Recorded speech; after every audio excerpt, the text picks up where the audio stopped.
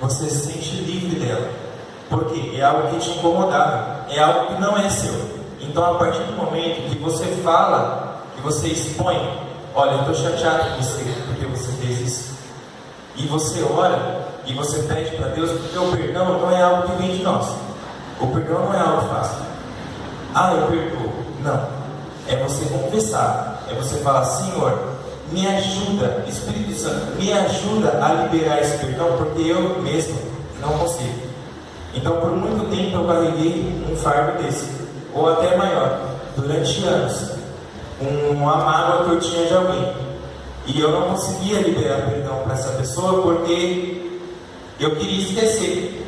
Ah, já passou. Só que quando eu via a pessoa na rua, aquilo vinha à tona, e eu lembrava, e aí eu lembrava que eu estava carregando aquele fardo muito pesado, e eu me desviava da pessoa, eu fingia que eu não via ela. Só que eu passei por algo, eu passei por algumas coisas, algumas situações que nada dava certo na minha vida. Por quê? Porque eu estava carregando um fardo, porque eu não perdoava. E nada dava certo para mim. E a partir do momento que eu confessei, falei, Senhor, eu tenho mágoa daquela pessoa, porque aquela pessoa fez isso, e isso comigo, e eu tenho mágoa. Me ajuda, Espírito Santo, me ajuda a liberar perdão para essa pessoa. Esse fardo aqui, ele caiu.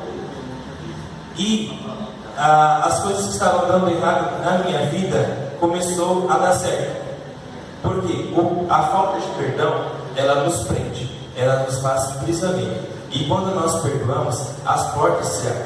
Então nós começamos a ver que as portas começaram a se abrir para nós. Porque no caso eu e minha esposa, a mágoa não era dela, mas a mágoa era minha, mas nós somos um só.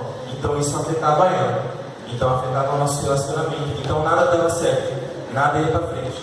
Então a partir do momento que eu perdoei, liberei esse perdão do Senhor, me ajuda a liberar esse perdão para a pessoa que fez isso, as portas se abriram. E o fardo que eu tinha caiu.